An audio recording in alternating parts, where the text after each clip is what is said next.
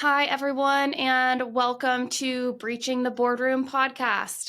Today, we are talking about a system that has transformed how businesses operate, the Entrepreneurial Operating System, or EOS. At NetGain Technologies, we use EOS to stay focused, aligned, and accountable, and we've seen the difference it makes in driving real results. I'm joined by Barry Barrett, a seasoned entrepreneur and EOS implementer. Barry's journey started in the Marine Corps, and after transitioning into business, he helped scale his family's automotive repair shop to $1 million in annual sales within just 4 years. He's also built and led a successful sales training company where he discovered that many businesses struggled with more than just sales. They needed a clear operating system to keep everything on track. Today, Barry helps leadership teams implement EOS to create structure, clarity, and growth in their organizations. In this episode, we're going to discuss why so many businesses struggle with accountability and how EOS can change that, and what it takes to build a business that truly runs itself. If you're a business leader looking for a proven way to take your organization to the next level, you won't want to miss this conversation. Barry, welcome to the show. Hey, how are you? I'm great, thank you. So for those unfamiliar, can you briefly explain what EOS is and why it's important? Yeah, EOS is the Entrepreneurial Operating System, and what it does and why it's important. It gets people with what we call vision, traction, and healthy. Vision is everybody on your leadership team rowing in the right direction, where you are, where you're going, how to get there. Once you have that vision set, traction, timeless principles, tools, disciplines, and accountability to execute on the vision. And then healthy, working together as a cohesive leadership team, having fun, getting things done, because rarely do we see leaders do that. And then from there goes the leadership team, goes the rest of your organization, and that is what we do. Fantastic. Why is it crucial for businesses to define their vision and traction goals? That's a big thing in EOS, kind of like a first step. Yeah, alignment's huge. And, I was in the Marine Corps and we call it, and I listened to a couple of episodes that you had before, and you had a former Marine on there, which was kind of cool to listen to. I loved it. Great podcast, by the way. The biggest thing is in the Marines, we would call it commander's intent. And so when you have commander's intent, it would be the general or somebody higher or whatever, and they are looking to do something and they intend on something. Rarely do we see people good at getting what's out of their head on paper, on purpose, so that the rest of the organization can go and achieve what is in their head. And so when you don't have that done, you're going to have misalignment, you're going to have frustrations, you're going to have all the chaos that goes with that. And then you're going to hit the ceiling, what we call it, at a certain point. Usually people, only 4% of businesses ever do over $1 million a year in revenue. Were you aware of that? Wow. Yeah, 4%. And then, so the rest of them are hitting the ceiling somewhere below $1 million. $1 million isn't what it used to be, they say, right? I'll take it, but less than $1 million, you don't get to pay people because you got taxes coming out straight off the top, right? Like Uncle Sam's going to grab his portion, right? And then you've got all kinds of other expenses. You've got overhead, and then people are the biggest expense that most businesses will ever face. So $1 million just spreads out. And then all of a sudden you're behind on your dreams and your bills as a leader.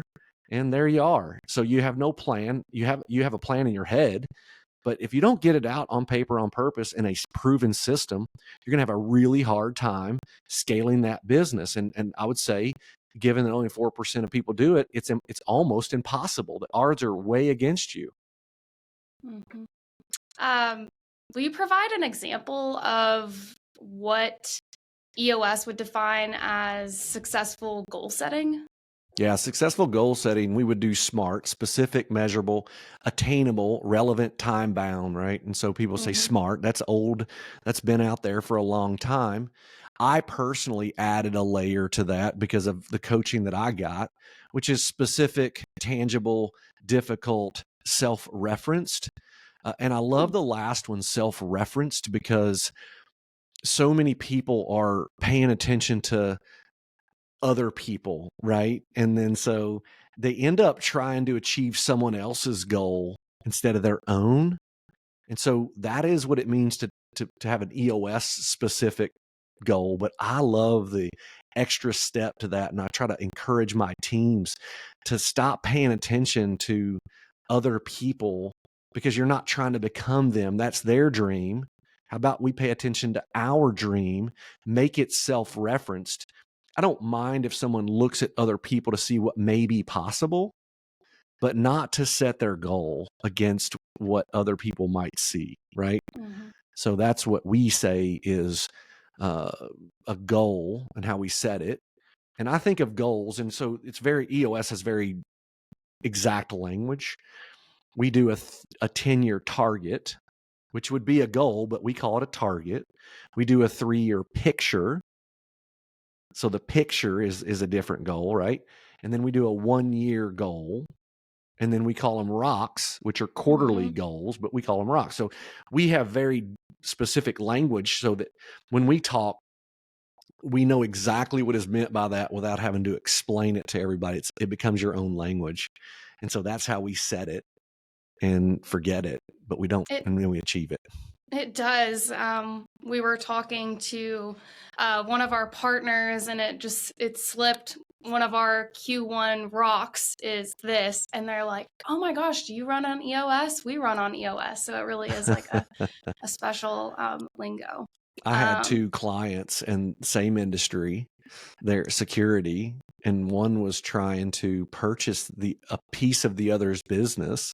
So they went to their office, saw their core values, and I'm like, I tell people, it's like doctor-patient privilege. Like, no, I don't care what you say in this room. No one else knows you've been working with me no matter what. And she looked at the other leader and said, "Hey, you got core values. You guys run on EOS?" They said, "Yeah." And they said, "Who's your implementer?" They said, "Barry." And they're like, "Yeah, Barry's our implementer too." And so they're quote competitors, right? And so EOS, but it's not like I'm not in their industry. I can't give them advice, and I'm not, it doesn't matter what business you're in, right? We had a pretty long list of core values before we implemented EOS, and we've narrowed it down to 4 now that we really, really do focus on. At NetGain, they're people first. Go ahead. It sounds putting you on the spot. Go ahead. What are they? People first, above and beyond, continuous improvement, and extreme ownership. I love it. So you got a little Jocko in there. So you understood when I said commander's intent. Yeah. Do you listen to a lot of Jocko? No. Extreme Ownership is a book. Did you read it? No. Oh, no. You better read that book. Okay. You can have it as core value. Yeah. All right. So Jocko Willink is a former Navy SEAL. He's got a podcast, got a great podcast, in a company that's leadership. But yeah, Extreme Ownership. It's good. Yeah, I will definitely check that one out. Yes, ma'am. Can you talk a little bit about what it means to have the right person in the right seat? Yeah, it's twofold. So right person means they share your core values. And so you listed your 4, we have 5. And so I'll take your 4, right? So there's if you share somebody's core values, there's a plus, meaning that most of the time they are sharing that core value and living it. No one's perfect. There's a minus, which means most of the time they are not. And there's a plus minus, means 50-50. Sometimes yes, sometimes no. And then you do a people analyzer, and there's a line, there's a bar. And then your job is, if you're ever below the bar, we have a very specific process called a strike meeting process, right?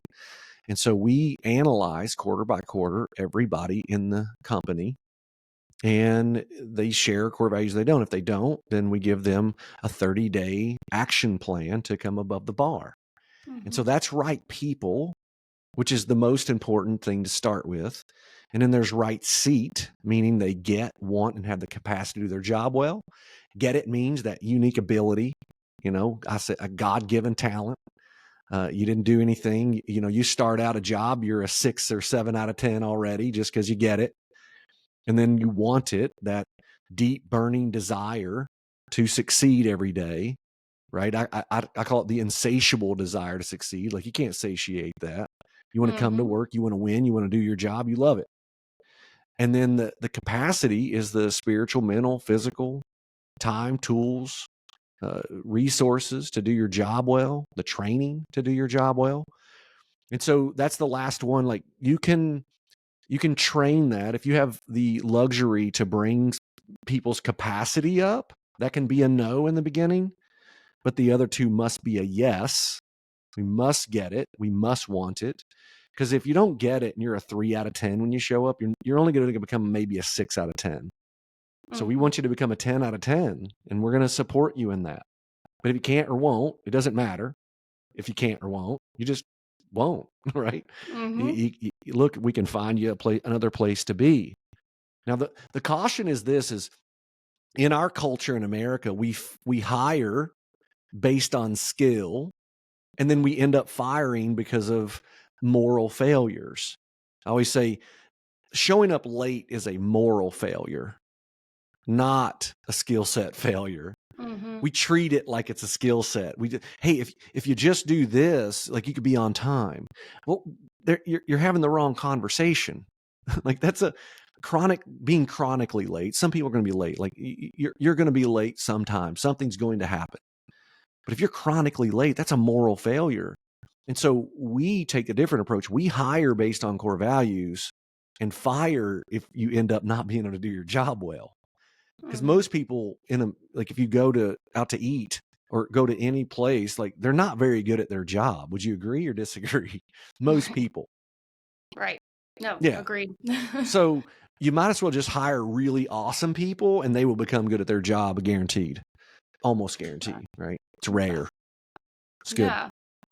So once a week, our teams, we get together as a team and have a very structured meeting where we check in about our metrics, we check in on goals, we have issues where we we solve the issues. Those meetings are called level 10 meetings, and that's an EOS term. What common mistakes do companies make in their meetings? The biggest common mistake of all time, it's undefeated, is you're really discussing symptom of deeper root issues. And then you discuss, and then nothing gets solved. Yeah. And then there's no solve. And you're like, well, guess we'll talk about that again next week. All right. See you later. Yeah. And so, we want to really, I say it this way, IDS is identify, discuss, and solve. There's an issue solving track over my left shoulder. There's a EOS leadership team manual. And in there is 30 some odd tools. And one of them is called the issue solving track.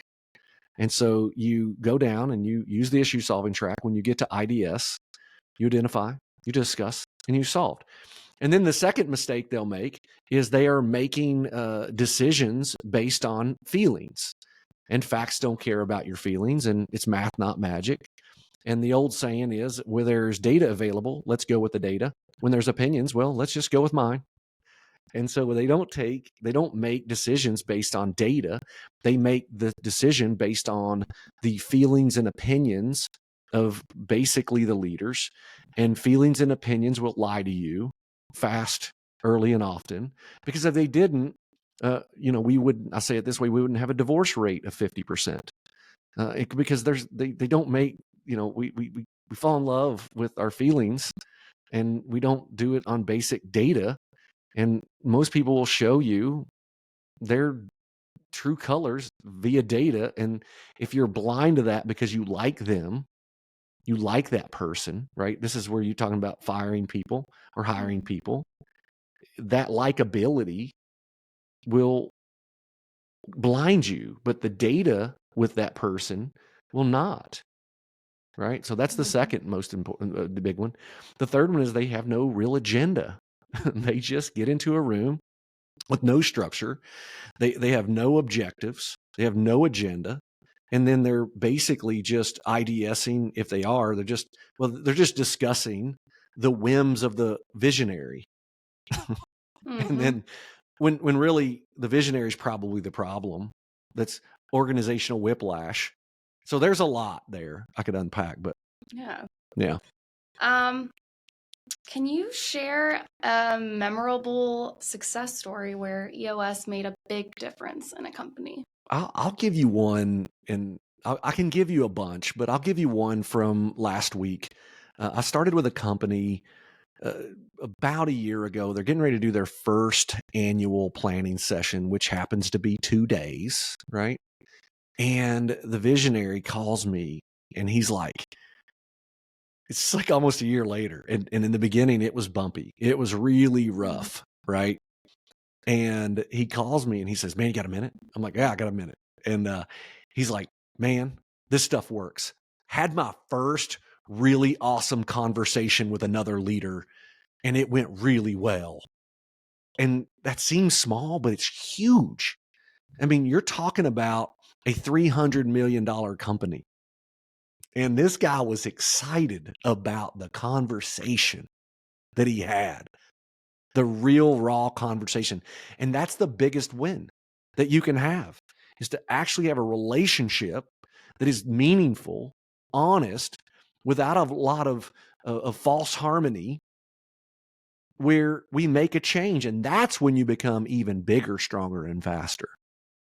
Yeah. And I can tell you about the company that went from 800 million to 1.1 billion in a year and a half too. Like now, before I go there, like that's actually a really super outlier company. We do 200, 10 to 250 employees most of the time. I just achieved expert implementer last year. Nice. And I tell people, so I have started to get companies that are more complex. And I do two things that I'm pretty known for in our community. It's complex companies and companies that need to have really, really hard conversations, because I tell them, I'm like, hey, there's no rounds coming down range. I'm not really afraid to talk in this room, right? Mm-hmm. So that's just my personality as an implementer in there. So there's a couple of things right there. I can talk about, the company that last year a success was, with their industry, the economy made them take a bit of a hit. And because of EOS, they were able to really not only keep it together, but keep profit higher, even though revenue dropped. I tell people, this isn't all up and to the right once you have EOS. Like, trouble still comes, but the way you handle that trouble is the way it changes. So if you think you're going to hire me or another implementer like me, and it's just you're stepping over cash on the way to your desk and everything's kumbaya, like that's not the standard. The standard is, yes, most of the time it's going to go up and to the right, but when it doesn't, that's when EOS really works, is when you're tested. Mm-hmm. You mentioned things being rocky at first with Yeah. that company. I know there's growing pains, and with change Yeah. comes a little bit of pain. Have you experienced that in companies implementing EOS often, where there's, I guess, like employee pushback and it's maybe difficult to Mm. adopt the system? There's always Yeah. employee pushback. There's always leadership pushback. It's always ownership pushback. Like that's that kind of planet, right? Change is the Mm-hmm. hardest thing that you ever do. Uh, Most people aren't going to do it. Henry Ford said thinking is probably the hardest thing you'll ever do. That's why so few people engage in it, right? It's Mm-hmm. Henry Ford. If you're upset about that, just see him. But yeah, you're always going to get pushback. That's what I am, right? There's an old saying that iron sharpens iron as one man sharpens another. Well, I'm certainly that hard edge that you're going to rub up against, and we're going to sharpen. You're going to sharpen me. I'm going to sharpen you, and that's what we do. And one of our core values is step into the danger, right? It's actually do the right thing, which means step into the danger. I misspoke. Do the right thing is the core value. Step into the danger. What if my mother was watching, right? No amount of money is worth betraying trust. And trust is like the air you breathe. When it's present, no one notices. When it's gone, everybody notices. Mm-hmm. Here's what I tell my son. He's 20. I said, if you never tell me something that I don't like to hear, I can't trust you. Interesting. Yeah, let that sit. It's true. If you're in a Mhm. relationship with somebody, a real relationship, and they never tell you anything that doesn't rub you the wrong way, it's true, that you can't trust that person. So feedback must be specific, it must be respectful, and it must be truthful.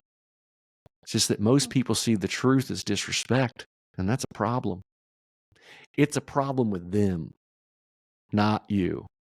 So you were talking about IDS, identifying the root cause. One of the things that I illustrate, and I learned this from a really he's a former Army Ranger and like operator, and so he said, Barry, if I pour rubbing alcohol on your arm and there's no cut, how are you going to feel? And I'm like, yeah, it'd feel cool, you know. Mhm. He said, if there's a cut, I was like, yeah, man, it'll sting. He said, so when someone introduces an issue and it stings, there's probably something there. And so we're going to identify the root cause. We're going to clean the wound. We're going to sew it up. And we're going to make sure it heals. And that's how you identify, discuss, and solve. Make it go away forever. And you can't do that with false harmony, right? Mhm. Somebody's got to tell you that your baby's ugly so you can make it pretty, right? Yeah. It's good. Yeah. That's hard to do sometimes. To It's tell always somebody hard to that their do. baby's ugly, Yeah. but it needs to be It's always done. difficult. That's what I tell people. It's always difficult. One of the things that I was training somebody to do the other day is telling someone not to do something that is uniquely human is impossible. So telling someone to tell a leader or their boss and say, don't get nervous, just say it. Don't get scared, just say it. I'm like, that's an impossible task, so they're never going to be able to do it. So what I do is I say, okay, feel the fear, feel the nervousness, and decide you're just going to tell them the truth. Because telling people the truth, my wife said it probably the best one day. She said, it's not the truth that hurts. It's what someone did for you to have to tell the truth that hurts. Mhm. And so tell the truth. And once you start telling the truth, like you're free. You're healed from yourself. And Agreed. so but you must, to facilitate, right? I facilitate people. I have them enter into an agreement. I say, will you enter into an agreement with all of us together that we can be 100% open and honest with you? And so they have to verbalize that agreement. I'm going to enter into that agreement with you. And that's what makes it simpler. Not easy, but simple. I think at the beginning of our quarterly planning sessions and our annual planning sessions, we always state just that. We're having an open and honest session to assess where we You are mean to give today. you 2 words to add to it that will help you Yeah, out? It's absolutely. open, it's honest, it's transparent, and it's vulnerable. Okay. And vulnerable is not you telling someone. Vulnerable is like you saying it out loud what you struggle with, right? Yeah. So I like Yeah. open, honest, transparent, and vulnerable. If you're struggling to have an honest conversation, say with your manager or a colleague where you're having to call their baby ugly, something Mhm. that our team practices, and we will say, this is our safe space. Yeah. So I'm going to say what I need to Yeah. say, and it doesn't hurt as much, Yeah. I guess. So there's a good technique. There's a couple of them. I always ask people, "Hey, are you open to feedback?" I'll Mm-hmm. ask them straight up, "Hey, you open to feedback?" If they say no, sometimes they do. Let's move on. Yeah. Like, We've asked that in the hiring yeah, process here yeah. at Are you NetGain open to is like, feedback? are you open to feedback? How do Yeah, you handle feedback? yeah, yeah. The positive type or the perceived negative, right? That's the question. It's like, Yeah. you know, quarterly conversations must be specific, positive and truthful, right? I need to be able to have a positive conversation with you sometimes. Mm-hmm. Yeah, I love that. And then labeling people as emotion is a good way to do it and go, hey, this is going to seem like that I'm picking on you. Is that okay? And then they'll go, yeah. And then you just tell them, and it's not near as harsh as they thought it was going to be, right? It's good Mm-hmm. technique. I like yours. Yeah. Yeah. Yeah. For business leaders considering EOS, what is the first step they should take? Yeah. The first step in the process is the 90-minute meeting. And so the 90-minute meeting, what it does is it's not built to close you, right? It's not built to like, all right, here's my pitch, and I'm going to close you and try to get you to be a client. What it does, the first step, is we come in as implementers, and then we take you through a 90-minute presentation that introduces you to the 5 tools that you can start to implement in your business tomorrow, whether you use us or not. And then we give you step-by-step processes to do that. So step number 1 is the 90-minute meeting with an implementer. Step number 2, if you decide to use that implementer, is to have a focus day. And then we take you through our proven process. 30 days later, you'll get a Vision Day Building 1. 30 days after that, you'll get a Vision Day Building 2. And then we meet with each company quarterly, once a year, doing an annual session planning that is 2 days. And then we do about 2 years together. And then after that 2 years, companies have the ability to graduate from the implementer, never graduating from EOS. And it's up to you what you want to do, not me.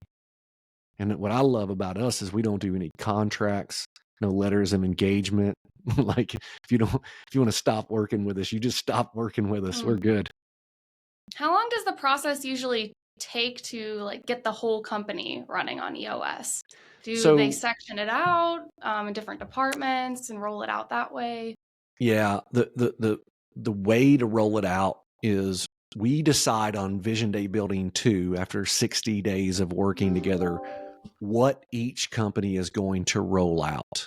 And so every company's different, and we encourage one level down first, get them introduced, and then rolling it out. So it really does depend on the size of your company. If you're a 10-person company, it's pretty simple. We could probably get you completely rolled out as far as everybody being a level 10 meeting, everybody having a number, everybody having a rock, all those things, the basic, I call it the drive to 5, the 5 EOS foundational tools.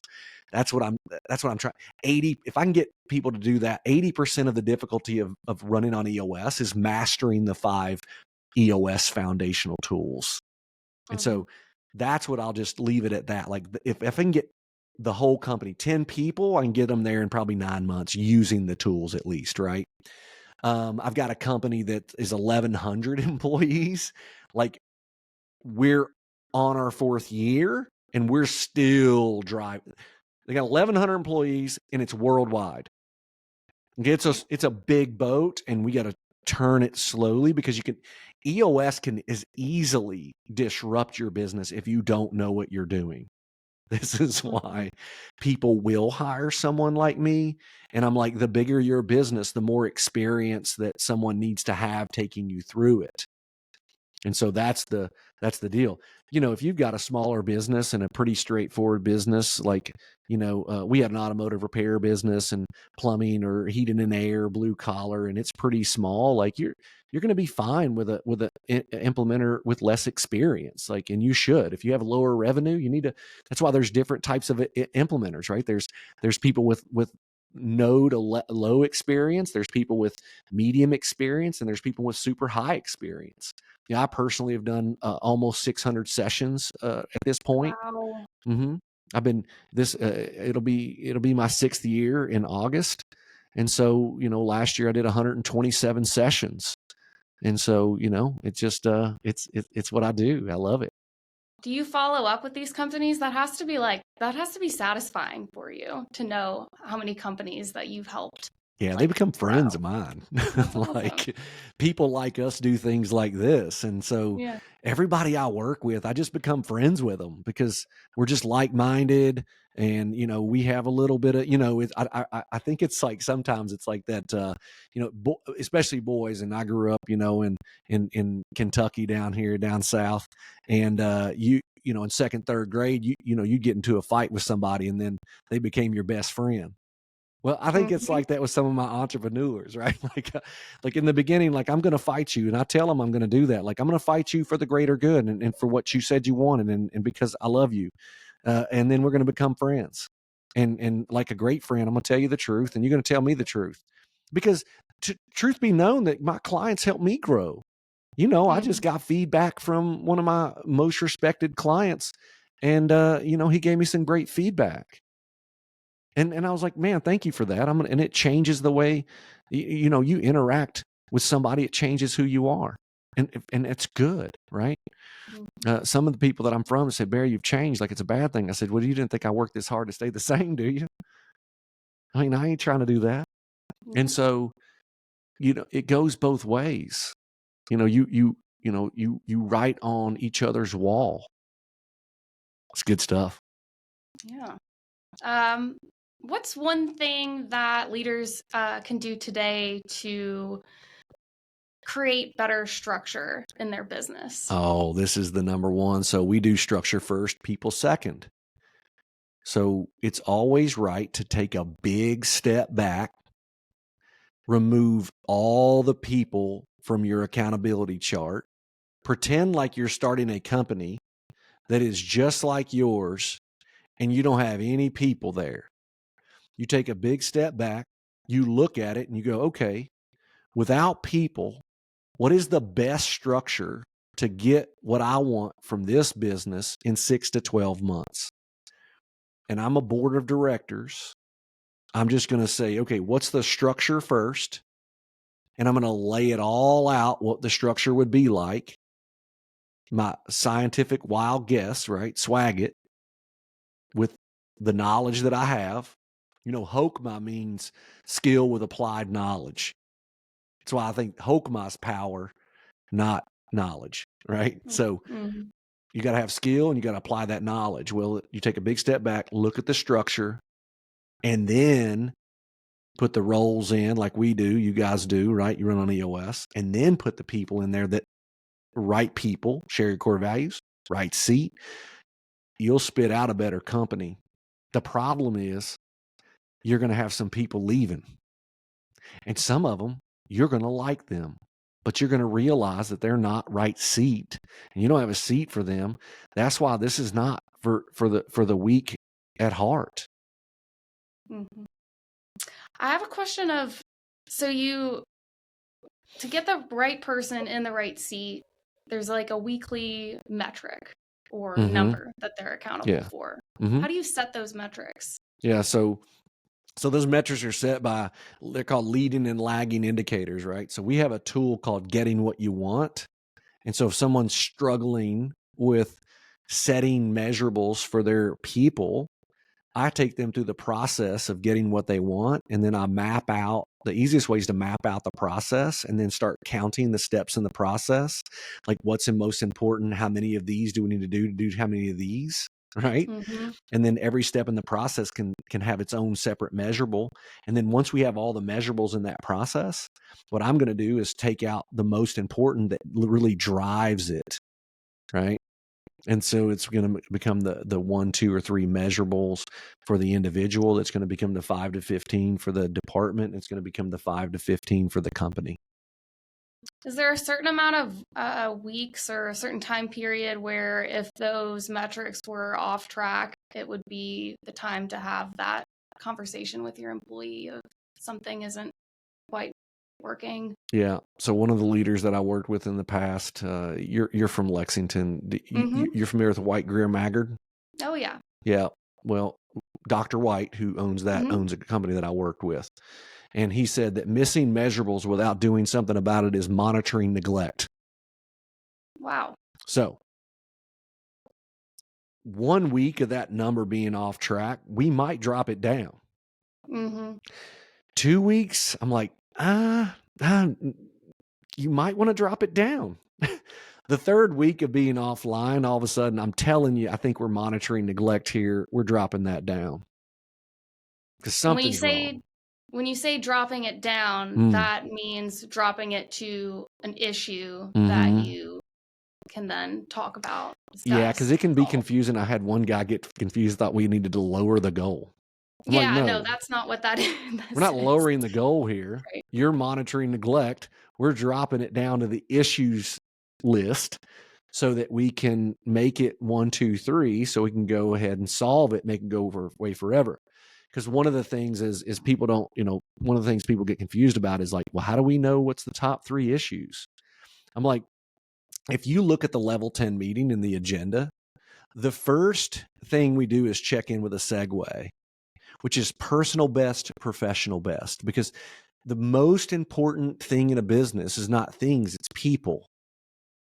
And so I need to know what's going on in my leaders' lives that is personal and professional that they're winning at. So we start with a positive. Sometimes what happens is somebody checks in and they got some family stuff going on and they're like, hey, I don't have a lot of personal best going on. I got some stuff at home. Now, in that case, I don't drop it down to the issues list. I just, hey, it's supposed to be 5 minutes, as you know. Man, I'll take 20, 25. I'll take the whole meeting trying to love on that person, because that's the right thing to do. So we do spend a little bit longer than 5 minutes on our professional and personal best in our team meeting, but I think it's a valuable time to get to know, like, if your colleague's not performing super well this week, maybe it's because they didn't have a professional or a personal best from last week. Yeah, man. Something might be going on. We're human becomings, not human beings. Yeah. Right? Love that. Yeah. And so we love on people. Now, I can't get off track every week because, like, if I got a team full of people who are just like, have something crazy going on every week at home, I'm like, hey, man, what's going on? Because, like, it's hard to be one type. You cannot be one type of person at home and one type of person at work. Now, I don't care how many guys say they can separate it and all that. That's bull. But I don't mind going a little longer there. But if you really double down on the next two, scorecard and rocks, if you do it properly, that only takes about 30 seconds. Like, you'll bank some time right there.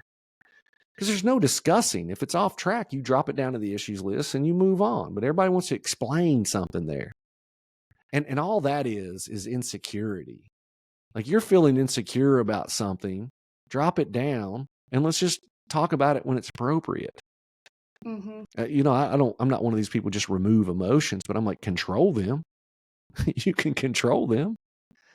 And so we get so I was into, so you got scorecard and rocks. If you drop those down, then, like, it's hard pressed to tell me that those aren't the top 3 issues on your issues list, because if you're missing numbers and you're not building the most important things to build a better company, that's the most important. And then you go to people headlines with the good and the bad. Well, that's some of the most important, right? If you look at that first 25 minutes, getting to-dos done, promises are, like I said, promises are like crime. I didn't say this one. Promises are like crying babies in the theater. They must be carried out at once. So if you've got to-dos, you got 7 days to do them. So this is the accountability, right? You made a promise. You said you would do it in 7 days, done or not done. This is where people try, well, not done, but. No, not the but. Cut the but. We're going to drop it down again, because obviously something's going on. So 9 out of 10 to-dos should get to done. Yep. It feels good to check off those to-dos. Doesn't it? It does. It feels really good. And it's like, it's for the team. It's for the better of the team, even if it's not something that might directly apply to exactly what I do in my day-to-day, but the to-do was for the team and not just for me. And we said it was the most important thing to do. Yeah. It doesn't matter. Yeah. It's all our boat, right? Yeah. Extreme ownership. Yep. So exactly. So that's how you build that issues list, make sure it's on track. It's accountability, right? How do you choose the top 3 issues? I always tell people, be selfish. Like, I'm going to get my issue done. So well, number one, rocks and scorecards. I'm like, hey man, those are top. But if I got an issue on that issue list, I can guarantee we're going to talk about it. I'm selfish. That's how I choose. If it's important, it's important. That's Gotta right. get it done. I'm going to ask you a bonus. Yep. What's your go-to productivity tip? My productivity tip is to delegate and elevate. Like, I don't really do anything that is not my job. I tell people I got one role in my company. I talk to people. And if I'm not talking to people, we're losing money. I delegate everything else. If you're an owner of a business or a leader, do not do $20 an hour work. Delegate and elevate, and then do what you do so well that you're undeniable and people pay you a premium for it, and you can pay for anything you want to do. I don't mow my own yard. I don't do any of that stuff. Nice. Is that good? Yeah, I love it. Before we wrap up, Barry, this has been an insightful conversation about EOS and how it can help businesses create clarity, accountability, and growth, sustainable growth. You bet. So I really appreciate you sharing your expertise and experiences with us today. For those who want to learn more, where can they find you and connect with you? Yeah, you bet. My microsite, I go to eosworldwide.com /Barry-Barrett, or you just go to eosworldwide.com, type in Barry Barrett, you'll find me. And then if you want to email me, it's barry.barrett@eosworldwide.com. And then you can find me on any of the social media, I call it, because I don't really get on there much, but and just Google Barry Barrett or go to Instagram. Business with Purpose is our business name. So those are the different places that you can find. It's pretty easy. If you Googled my name, you're going to see me on a lot of podcasts like this. And I have my own podcast called Business on Purpose. So a lot of plugs here if you ever want to listen to it. And then, if anybody wants to reach out, they can, and it's a help first. I'm not going to, with no weird expectations that you hire me or pay me or anything like that. I'm always just going to help you, and every other implementer will too. So yeah, I love it. Thank you for allowing me to be on here, and you have a wonderful podcast. Thanks so much. I will say when I reached out to Barry, he was very quick to accept the invitation onto the podcast. So thank you for that. Yeah. Delegate and elevate, right? Right. And to our listeners, we appreciate you tuning in. If you found today's conversation helpful, be sure to subscribe to Breaching the Boardroom and stay tuned for more discussions with industry leaders and experts like Barry. If you have any questions or topics you'd like us to cover next, feel free to reach out. Thank you so much for listening, and we will see you next time. Thank you. Thanks for joining us on Breaching the Boardroom. Join me in my pursuit of growth anywhere you listen to your podcast. For technology tips and tricks and leadership hacks, find me on LinkedIn. And don't forget to send me a DM or leave a comment on a topic you want me to cover next. This podcast is powered by NetGain Technologies, a top 250 internationally ranked managed security services provider headquartered in Lexington, Kentucky, with offices across the Southeast and Midwest.